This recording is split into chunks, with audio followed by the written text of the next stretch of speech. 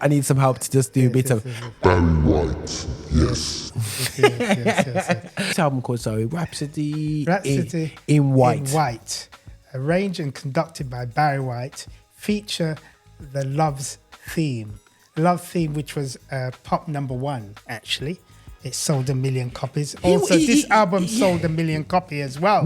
So yeah, because the thing is, what I find is with Barry White, when I listen to his music, it's very orchestral. Yes, It reminded me of like when it comes to gospel music. Yes. If you're looking at orchestral artistry, you're looking at Richard Smallwood. Yeah, very orchestral. Not saying nobody else uses orchestral instruments, but it's very orchestral in approach, very classical. And Richard Smallwood was a classically trained musician. Yeah. That's why, because he was a student at the same time as Roberta Flack. They were good friends. Affinity Extra, be extra. The views and opinions expressed in this podcast are personal and do not necessarily represent the views of Affinity Extra.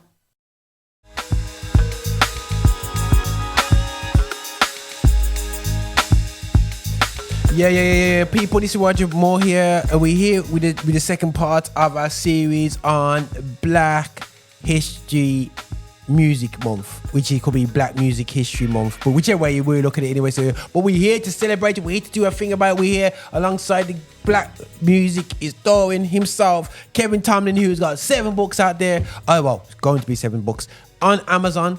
Check him out, Kevin Tomlin. If you don't hear me saying, do search on that list. But we're on about an artist which, you know, everybody has revered for these years, and I have to do this because how it goes. So we want a bit of Barry White.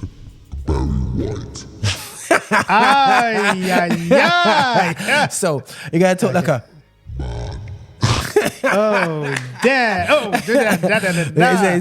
yeah. So I'll get my challenge with that one. Obviously, I can't do that low voice, so I need some help to just do a bit of Barry White. Yes. So, the man himself. Yeah. So I'm going to do that deep voice. So we got some 4 minute on side. I've been dying for that opportunity to do that still. Yeah, show off my gear. But anyway, this is watching every extra. We're going to be looking into this artist, but we're going to be touching out there. But the reason why we're hitting this artist because he's from which side, what area, what coast? He's from the West Coast. West Coast. He's not originally born in the West Coast. I think he was born in Texas, but he migrated. His mother, his late mother, and both him and his brother migrated to the West Coast. Okay. To Los Angeles. Okay. California. Yeah. And so, cool. Mr. Barry White. Okay, cool. Let's go towards 1973. Okay, wait. The one thing that I know Barry White for is, and I never knew too much about Barry White, but one thing I do know Barry White for is Ally McBeal, yeah? Okay. I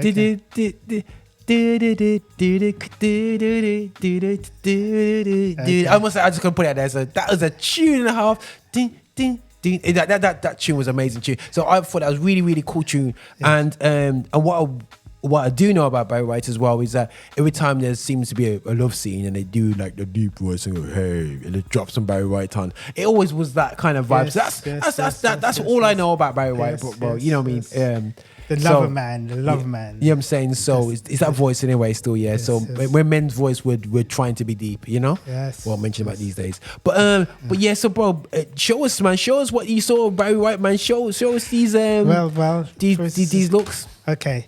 Barry White, this is the album. This album came out in 1974.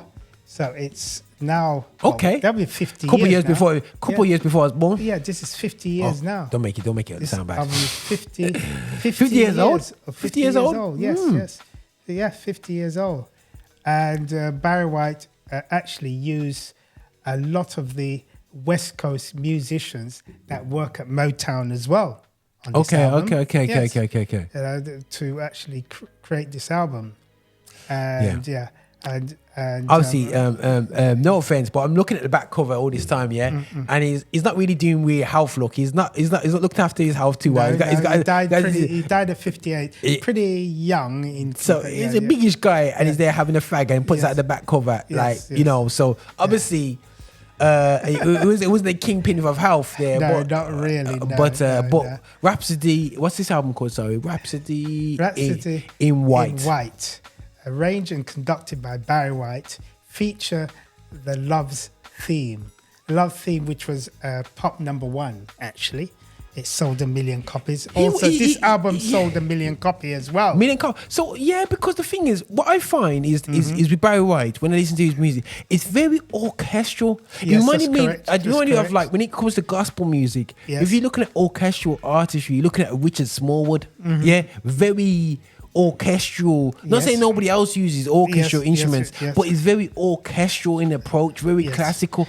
And Richard Smallwood was a classically trained musician. Yeah. That's why, because he was a student at the same time as Roberta Flack. They were good friends. And Donny Hathaway. They all went to Harvard University to the music faculty at the same time. Okay. So we learn every day still. Yes, so you got Barry right now, bro, doing his thing. Yes. In terms of you know, in the West Coast. So tell us a bit more of a Love Unlimited orchestra. Well, Love Unlimited Orchestra was a 40-piece orchestral group of the best on the West Coast. Cool. With a leading vocal group called Love Unlimited, the female, which he actually scored a million seller with them, Walking in the Rain with a One and Love, a few years before Love Unlimited Orchestra came out. So Barry White was one of the few composers and arrangers that have a solo album out, have a classical symphony orchestra album out at the same time, and a girl group. So he was selling 1 million copies with a girl group and with a solo album and an instrumental album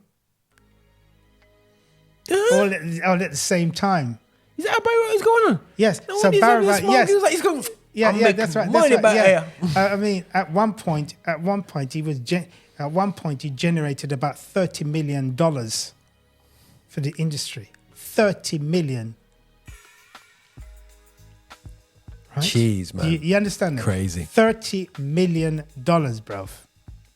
This other album, which came out later, in 1974 as well. Yeah. 1974. California Jewel Strings. Yes, the actual shop where he got his in Beverly Hills, right? Wow. It's called White Gold. This is another million-seller album with the singer Satin Soul. Yeah. Go on. Let me just take this. Let us see. Satin Soul, yeah. Yep, we got the vinyl here, guys. We got the actual vinyl. The actual vinyl. I don't want to pull it out. Yeah, I'll keep it in its sleeve, yeah. But man. 20th Century Fox, bruv. Yeah. Them the original logos there, man. 20th Century Fox. Jeez, man. The original logo. Yeah, yes. My goodness sake. Yeah. That's crazy, man. 1974. A Soul Unlimited Inc. Barry White Inc. Printed in the United States. Conducted by Barry White and Gene Page. Yes. That's okay. Original. Yes. So you got these Impactor guys, 1974 and 73. Yes. This is just before my time being born on this earth. So this is before Roger. This is BR before Roger. That's right. That's right. He seems to be, and this is what I will say we can learn from a UK gospel viewpoint, is that artists were very integral in also having other interest within the same field of music than himself. Yes. So he would not only do his own album, he'll musically create albums with these great musicians. At the same time, he's inputting into a female group. Yeah, Love Unlimited. You know what I'm saying? Yeah. Who are coming out. So how many times, and because that's a lot of work, but to be successful, it is going to be a lot of work. And I think that because we're just so focused on our own career and our own standing would get boring. But because he's kept it, like different things going on, he's able to do what somebody does over 3 albums in one go.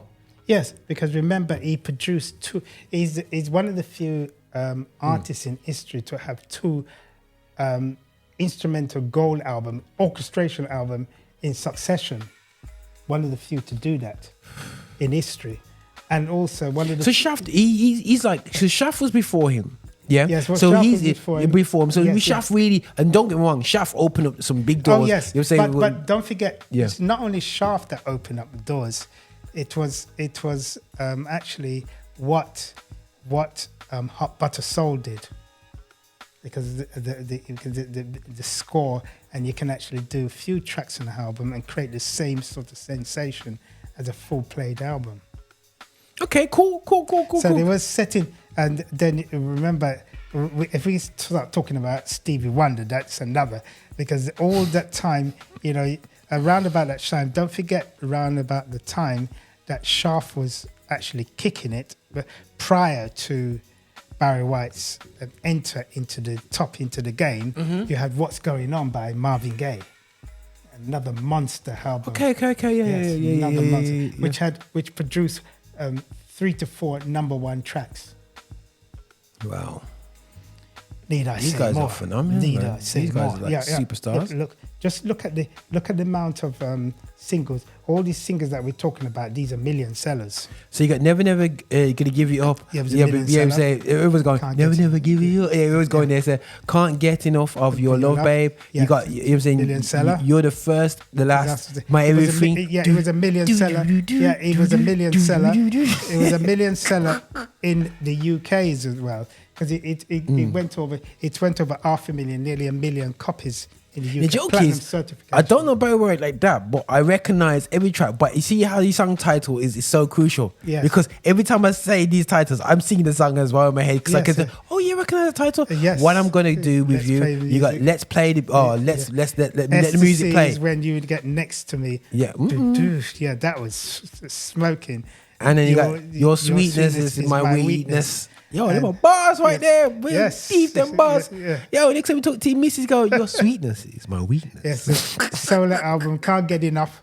This one, Can't Get Enough of Your Love. Yeah. This one Yeah.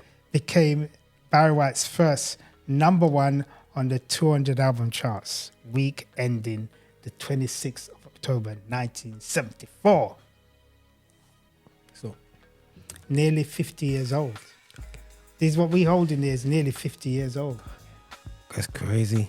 Can't get enough. Yeah, Can't Get Enough. I mean, he has one track on there. That's 10 minutes long. I can't believe you love me. That's how long. I can't believe you. What's love 10 me. minutes? Yeah, 10 minutes. 10 minutes. It's 10 minutes. It's just going through and Yeah, man. Them are not like the dance remixes that we had from Sounds of Blackness. They were No, there. no. You know what I'm saying? These are musicality at the different. most, man. That's crazy. I remember the guy who is doing the string arrangement is Gene Page, who has worked with Phil Spector and all these people. Same guy who worked with Motown with the Supremes and so forth. He's the master string arranger on the Barry White stuff. Yeah. So yeah, man. Right. So you know when you're playing strings and when people talk about it's not a black art form or whatever they're still, it's so annoying, rubbish. And it's such a dead argument. What I'm learning right now, people, well, I don't think I learned about with Kevin when you listen to music from this time and period. Yeah. You hear brass, you hear symphony orchestra, you hear yes. you got Tom Bowell and all guys like that. You know, we've been master orchestra, Benjamin conductors. Wright Jr., so many of them, so many. And then Johnny Allen. For in 2024, we're still struggling to tell our youth that it's not a white form of music. It's not a white instrument. We've been on this from, it's just like, how are we still here? Because not only the ignorance of outside the education system, also ignorance in our community. to not realize and Yeah. not break down his music properly in front of us as well. Because, you know, I didn't do brass instrument. I wanted to do, and I'm, you know, documented. My mom says, nah, take the trombone back. We're going to play piano, because that's what they saw in church. Yeah, You know what I'm that's saying? right, yeah. You know what I'm saying? Well, they didn't realize that brass was an important part. And when you look at certain church circles, man, you go to America, yo, brass is an important part. Oh, You know what I'm yes. saying? Yes, and I'm yes, seeing yes, these guys singing these songs, and you hear the brass and section. We can do us through these instruments. Yeah, this is another thing. Go on. That You Are the First and Last, My Everything. The song was certified platinum in the UK for Jeez, 600,000. 600,000 copies. That's a lot of money during the 70s. Yeah, yeah. So they're catching up. The song is still certifying. Look, that was just yesterday. That was yesterday, you know, and it's certifying that. In June the 3rd, 2024, it's sold. It's still selling over 600,000 copies.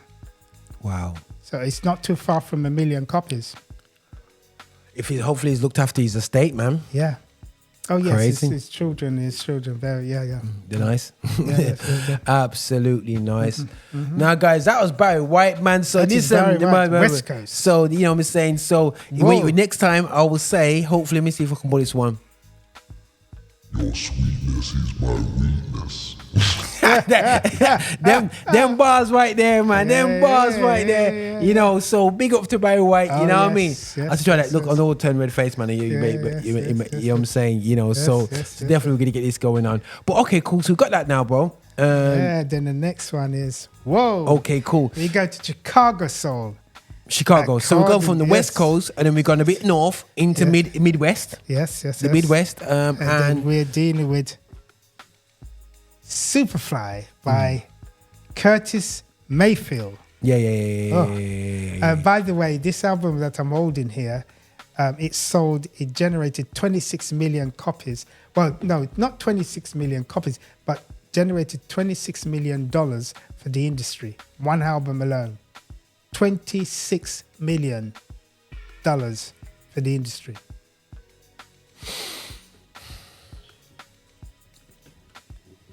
And this is Superfly, 1972. And that's that after moving it, Superfly in it. Yes. Because I know about Shaft, but I don't realize the Shaft before the Shaft was Superfly, correct in it? Yes. So Superfly was the one that basically broke through the door. No, Shaft was first. Shaft was the first, and then this was a follow-up after Shaft. Oh, Because sorry, Shaft forgive me. was 1971, Yeah. and then this came 72. Yes. So is this the one where they had to get to this? I remember when I have to check my stories. So forgive you people anyway. So yeah, but Superfly, I remember with Curtis Mayfield. Like, you know, this guy. You know, when I actually look at his music, he's not got that much music out himself personally. But he's been involved with a lot of groups. Yes. And done a lot of music afterwards. Yes. But he doesn't really need to do much music afterwards because he did one hit in it. Well, yes. What's that tune? Keep on. Keep on pushing. Yes. Yeah. And all those that things. track alone, I hear being played all the time on TV. Yes. I've got the album over there. I can show you when it came out. It came out in 1970, and it was a big track as well. And it was a number one R&B album number one as well before this came out. Yes. The thing about it with this particular album, it was number one for 4 weeks. For 4 weeks on the album charts. The proper album charts, Yes. the album charts, not the R&B charts, not the race charts. No. The album charts. Okay, US. And Okay. It sold several millions actually. Okay. And it created 2 gold singles. It was one of the few soundtrack albums in history to have 2 gold singles on it. Freddy is Dead and Superfly. Yes. Wow. It was Superfly along with What's Going On was one of the pioneer soul concept albums with its unique, socially aware lyrics about poverty, drugs abuse, making the album stand out because he was addressing the problems that was going on in the inner city with blacks. He was bringing to light what's going on, they're letting people know what was the problem that blacks were dealing with. I mean, the album is so significant that the National Recording Registry for being, that's to do with the Congress Library. That's when it's in the It is now seen as a culturally, historically, and aesthetically significant piece of work. Yes. Wow, in 2019. By the Library of Congress. So they basically put it as a preserve because it was almost and this is where it goes to, guys. Music's gonna tell your story. It's gonna tell you say what you say. Don't fake the funk. Say this to say what you're saying. Say what you're saying. What else you saying? I mean, the thing about it also, it created 2 monster gold singles. Freddy is Dead, which appear on the album as an instrumental, but it came out as a song, and it was in the same equivalence as the theme from Shaft. The theme from Super. The theme, basically, it had the same sort of cultural impact, and it's with the string orchestration. The string orchestration was conducted by a Jewish guy called Brav Slover. Okay, cool. Yeah, cool, old brother. He died a few years ago at 90. Okay. Responsible for. And the album was produced at Curtis Mayfield own recording studio in Chicago. Okay. Go on, Curtis. Yes. Man built his own space, man. You know what I'm saying? Own recording studio. Maybe that's talking to me, man. What I mean? Yes. Get your own space. Recording studio. And it was a monster hit. Both Superfly and Freddy Dead was 1 million copies each. 1 million copies each. Wow. That's why the album generated $26 million for the industry. $26 million for the industry. Wow. Lot of money. If you think about 26 million today, how much do you think that would be? If you look at the devaluation of the US dollar, bro, how much do you think that 26 million? What do you think how much that is today? Let me see. Can we do Google Chrome? Keep talking. I'm gonna see if I can Chrome that. I can do that. 19 what? 1972, bruv. 1972. 26 million. How much is that in today's money? 26. What's it? 26 million? 26 million US dollars. And what it is equivalent today? Dollars. US. 1972. How much is that today? Worth today. Yeah, worth today. Bro, 20 million. What is it worth today? 20 million in 1972 is worth. You ready for it? Yes. We're ready. 150 million in today's in money. 150 million, yeah. So 20 million. So you took about 20. So that, bro, that's almost 200 million. Yes. That's how much one album. That is what, ladies and gentlemen, this is what one album generated. I remember people such as the late Marvin Gaye with What's Going On was generating the same amount of money. Yes? Wow. Was generating the same amount of money as well. So when you look at the black productions during that time, looking at black production, actually black music was so significant that at the end of the 70s, it was doing about $500 million in gross earning, music of black origin. $500 million. Wonder how much is $500 million today? Oh boy! Nazareth. All right, let me do that. So basically, $500 million is basically, is it 500 million? Yeah, 500 million. 500 million at the end of the 1970s, 79, 80, yeah. How much is that? That means all the accumulation with the black labels, with the Curtum, with the Philly International, with Motown, all the black labels that was functioning around that time.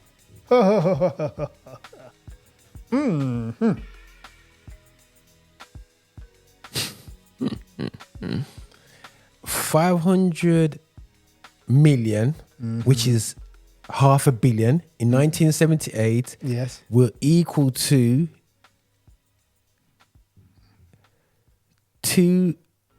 make sure I get this right, 2.5 billion.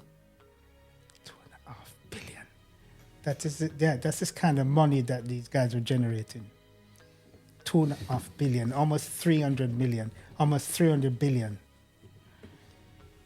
So when I tell you that the 2.5 billion, because when you think about it, Rita Franklin, 3 billion. when Rita Franklin album, when we go back, Rita Franklin album, that one album alone did 3.5 million copies.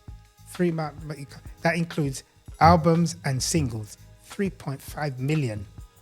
It was the biggest selling female artist at that time during 1967. She sold more than Barbara Streisand and all of them. And this is why we have to celebrate. And people thinking, why are you guys talking about these guys artists? They're not gospel artists and whatever they're still. I'm afraid, again, we need to realize that we gotta be proud about being black and proud about our input into musicality. End of the day, still, let's not be prideful. Let's keep it 100. When we listen to our music, you hear the Superflies, you hear the Barry White licks, you hear the Michael Jackson licks, you hear all this. So we influence that music. Stop pretending like we don't listen to it. So sometimes we're not influencing. We don't tweet on the radios. So let's be proud of who we are, what we've contributed to the music space, and realize that we need to be more the executives rather than borrowing the space. That's why I love in this season right now. You are seeing a kind of standing up in pride and African music really. I'm going to give you a little recent history. Go on. Rihanna is the only female artist in history right now that has the most singles that done over 10 million copies each. She has sold more singles than the excited Taylor Swift. She has about 5 or 6 singles that has done over 10 million copies each, diamond certified. And she's a little girl from Barbados. Yes, Barbados. And she's the best-selling. She's the best-selling single artist in the world. She has about 10 singles that is done over 10 million copies each. You know how much is that in money? Crazy. Oh, that is what we're talking about. Probably 200 to 300 million. Crazy. In singles alone, or maybe more, maybe 500 million. Man, it's crazy. We're not talking about albums that she did.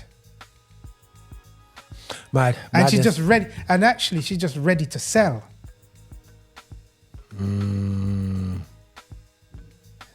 So yeah, man. So need yeah, I man, say more, bro? Yeah, man. Need I say more? Let Let me not say anymore.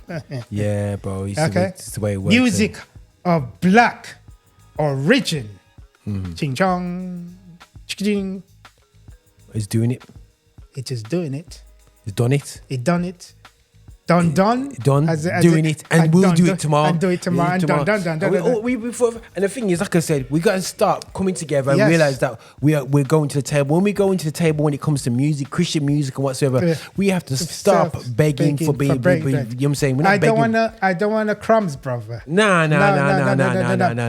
want to be part of the pie, man. I want to be actually baking the pie and going. You could take your cut afterwards. After a cut. Yeah, man. Ching chang, ching ching ching ching. So that's why, guys, and this is the importance of a black history. But we do it again. But listen, guys, we've got another part coming to go. So myself and Kevin, we're gonna have a bit of a break. You guys hopefully you know what I'm saying. You guys will be obviously. Will you be around when we come back? Yeah, but listen, guys, follow the playlist, go into our history, and there's so many videos that we had. Yes. We've done about black history music. So many different artists. Do look back in our history of conversations, and there's more to come. But this is the almost revival month where we're reviving giving this series a sir, conversation so people can actually understand the wealth of history. We are back. We are back. We are back. 100%, my brother. 100%. Listen, guys, nothing but love. This is Roger Infinity Extra alongside Kevin Tomlin, the Black Music History Story month. Well, you can say Black History. I need to get that right anyway. So yeah, but listen, we're big up here.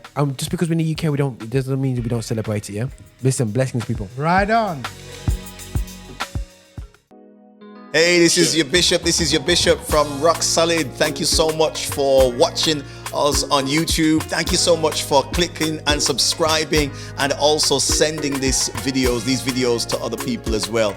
We are so hungry to get your support. So remember, check us out on our website, and also check us out on Insta and wherever you want to find us on Spotify. You can play us all day as well.